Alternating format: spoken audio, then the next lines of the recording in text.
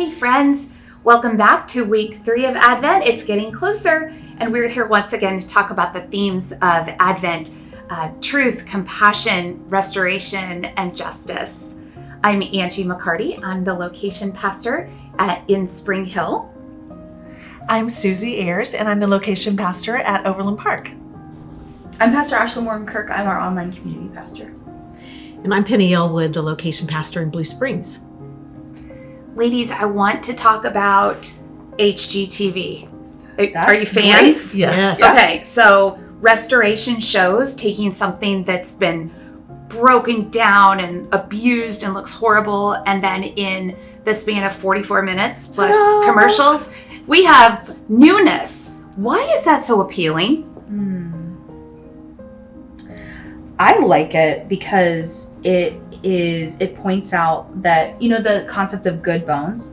So points out that there's inherent goodness in everything, and that's to be found and brought out. So that's why I love all of those types of things. That's very theological of you. I mean, I'm a pastor. I think know. that's just what happens. Can't get away from it. Yeah, I can't not even when I'm watching HGTV. I love it because it gives you hope. We need to, do some renovation in our house, and I can't even choose the floor. And if I choose the floor, then it changes the walls, and then it changes so I am completely frozen. So to see it all done gives me hope. And I love the reaction of the family. They know that something's going on. And then they come back, and whether it's staged or not, just the expression on their faces of just awe and excitement and hope. It's like, this is it done. It's so beautiful. And it always seems better to them than they imagined Yes. it was going Yeah. to be. Like, it exceeded expectations. So what does HGTV have to do with Advent? So glad you asked. This week we're talking about the promise of restoration and Advent, or the birth of sweet little baby Jesus being not the very beginning, because Jesus really came into a world that had been in existence that God created, but being a defining moment for people of faith, of God making all things new, God taking the bones that were there and offering new life to the entire world. Kate Bowler writes in the introduction to this week, "The Christmas story speaks of peace on earth and goodwill for all people. This is a world where fear and death will be no more. Judgment and shame will be eclipsed by delight. There will be no loneliness, no illness, and no shame." Sounds wonderful, doesn't it? But this is not just a story we tell at Christmas. It's a declaration of the restoration that has already happened, is happening, and will one day be complete. I love that restoration is past, present, and future. And so we were always living into this sense of God's restoration in our life. I think as pastors, we're really privileged to get to see that sometimes. So I wonder, do you have a moment, either in your life personally or in your ministry, where you have seen that restoration happen for an individual or a community? It makes me think immediately of recovery, because this theme is all over that, and hope is a huge part of that too. But particularly, I've walked with or helped people find our recovery community, but this one just stuck with me, and I think I know why it stuck with me. So I ended up having a conversation probably just a month ago with a woman who was having, I think, a hard time even identifying with addiction, or saying that, saying it out loud, right? And we had a phone call that she didn't anticipate. And I learned along the way that it was really not her who reached out, but maybe somebody else who reached out for us to reach out. So it was awkward at first, right? But because of that, I got to see her immediate reaction of, oh, maybe there is someone else who's willing to be there and help out. I mean, it makes me think of HGTV. You know, people often will say, oh, we could have never done this, or we never thought we could do this, or why don't we do this years ago? And in connecting her to our resurrection recovery community, I just began to see her realize, like, this doesn't have to be a shameful place. This is something happening to me, not who I am. You know, all these types of things. It was really beautiful. I love that too. Thinking that, yes, with God's help, we can restore ourselves, but that you can't always do it alone. Sometimes you need other people to come alongside you for that restoration. Yeah, the reason HGTV can transform a whole house in 44 minutes is because there's an army of people working on that house, far more than you would ever get if you were redoing your own space. Yeah, the passage for today, I was pretty surprised about because, again, like the others, it's not from Luke 2. It's not the birth story. It comes from Zephaniah. How long has it been since you've read Zephaniah? Seminary? I don't know. I don't ever hear it as anyone's favorite book. Nobody says that. But listen to this. And as I read it, I want you to not just pay attention to individual words, but like the overall, what it says about God's character and nature as a God of restoration. So this is from the 3rd chapter. Sing aloud, O daughter Zion. Shout, O Israel. Rejoice and exult with all your heart, O daughter Jerusalem. The Lord has taken away the judgments against you. He has turned away your enemies. The King of Israel, the Lord, is in your midst. You shall fear disaster no more. On that day it shall be said to Jerusalem, do not fear, O Zion. Do not let your hands grow weak. The Lord your God is in your midst, a warrior who gives victory. He will rejoice over you with gladness. He will renew you in his love. He will exult over you with loud singing as on a day of festival. I will remove disaster from you, so you will not bear reproach for it. I will deal with all your oppressors at that time, and I will save the lame and gather the outcast, and I will change their shame into praise and renown in all the earth. That's a lot. Isn't it? And it's beautiful. I love the imagery of you're not just restored, you're restored, and there is celebration, a festival, and rejoicing and singing. As if it's better than what you expected. Yep. I love the idea of God singing over us. Yeah. I loved hearing again that God is with us. God is the phrase in your midst, or in the midst, and just knowing that God is a present God in every moment. Do you guys struggle with some of the military-esque language that God is in your midst, a warrior who gives victory? That image of God, the warrior, is difficult for me. I don't know why. And hard to reconcile with thinking about the 8-pound, 6-ounce baby Jesus that's coming, not being a warrior. He totally was. Right. But yeah, that's a different imagery for this season, I think. When we talk about peace on earth. Right. Yeah. What I think of, we have a granddaughter who's 10, and she was born with special needs. And her name is Lula, and her name means famous warrior.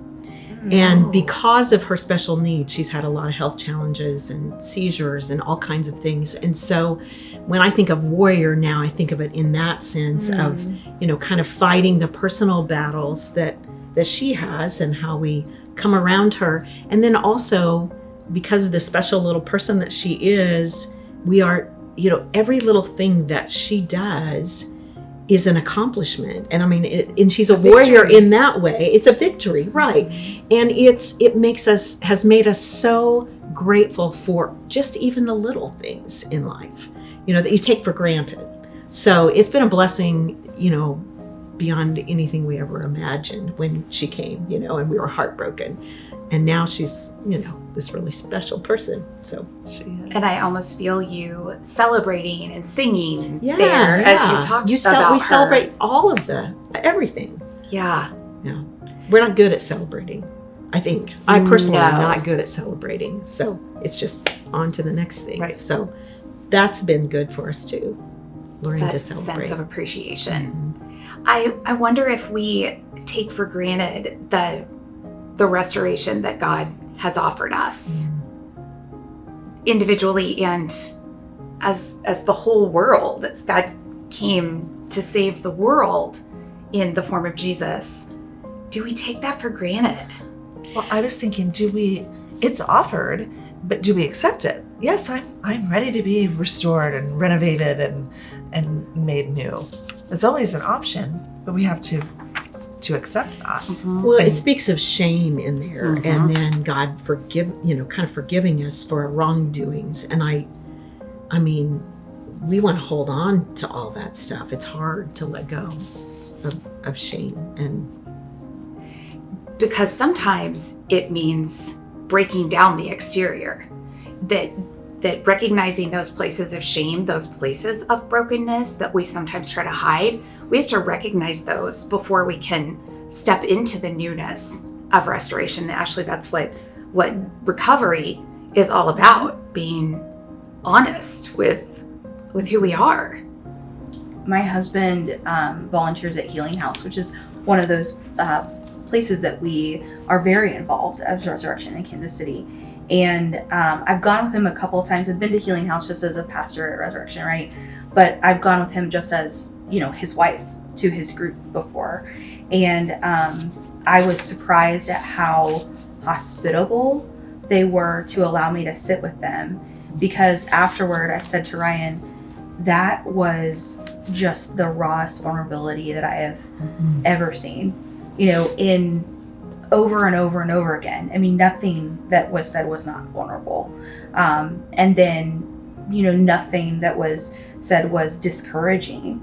And so it was just, you think about those types of things. We don't often want to be vulnerable. Ryan said back to me, well, you just have to be. Like, there's no choice. It's just what it is. So yeah, I think that we try to, with guilt or shame or brokenness, we try to hide it. It makes it worse. And bringing it into the light makes it so much better, and sharing it with other people and knowing that God wants us to let go of that and embrace a new story. That was the vulnerability kept coming to my mind when you were reading that. And while it's hard to be vulnerable, it not only helps you, but it helps somebody else who's carrying that with them. That if you bring it to light, then they are not as alone. Oh, she's just like me, or I identify with that, and it brings it all to light. Breaks down the idea that no one of us is perfect. Sometimes we want it to be perfect. I mean, we've talked about that every week. We want it to be maybe HGTV even level perfect, but it's not. And so rarely, when we are vulnerable with humans, do they ever come back and say, wow, you really messed that up, or Right. wow, what a horrible person you are Right. because you're having this issue. And while it is always a possibility, I guess, and maybe our fear is that someone will respond with that when we are vulnerable. When we are vulnerable with God and God in our midst, that's not even an option. That there's nothing we can do that would ever cause God to say that, because of God's character and nature here. When we think about restoration and our own restoration, as followers of Christ, I believe we're called to help facilitate that restoration in the world. How does the average person do that? I think by being vulnerable and open to change, and maybe being vocal about that. What do you? No, I was going to say the same thing, going first, Yeah. Because I think that when you talked about shedding light, and when you become vulnerable, it's like you set the issue, whatever, right here. And then when it's exposed to the light, you can truly see it from all the angles. And that's where the healing begins, I think. It reminds me of that form of art. We just talked about it recently in worship. That is it Japanese, that way if it vase breaks and you fill it with gold, not to hide the cracks, but to highlight the brokenness that's been fixed. Yes. And it's a part of its beauty from then on. It's Yeah. not discarded. I like how you're talking about, I have lost our conversation, but I do have a response to it. But as you're thinking about, putting it into the light, and it's there, then we can truly look at it and truly heal from it. And it makes me think of, that's humanity. Like sometimes I think we just walk around trying not to be human, and yet Trying to God be showed up perfect. as human for us, right? As fully God, fully Yes. human. That's just interesting. And not in a we perfect have- place. Not imperfect, in such imperfect. Yeah. Yeah. In a ridiculous, if anybody had that Christmas story, of like, well, I had my first child while we were on the road and had no hotel to stay in, that would be a ridiculous story of, that person's family and that tradition. But anyway, we forget it sometimes. Yeah. It is in the imperfection that we experience restoration. It is only in the imperfection. And it's only in bringing all of those out into the open, laying them on the table, involving community, I think, that restoration best happens in community, best happens within us in community. And in that way, the restoration continues. That God began the restoration of the world, and we are God's agents to continue that. Oh, I like that. And God's restoration has been there in the past and in the present, and will continue into the future. As we close, I have another blessing to end our time. And these blessings are so beautiful. This is a blessing for our part in the bigger story. Blessed are we, gathered already into the plot, part of the epic story you have been writing from long before we were ever born. Thank you that we are not separated into lives of loneliness, but joined together as those who were loved into being. We are made for meaning and a purpose that only our days can breathe into action. Pull us closer to the bigger story that reminds us that our ordinary lives are the stuff of eternity. You fitted each of our days for small efforts and endless attempts to pick ourselves up again. In our triumphs and embarrassments, we need to be told again, parentheses, sigh, that we are not just everyday problems. We are a story of extraordinary love. Amen.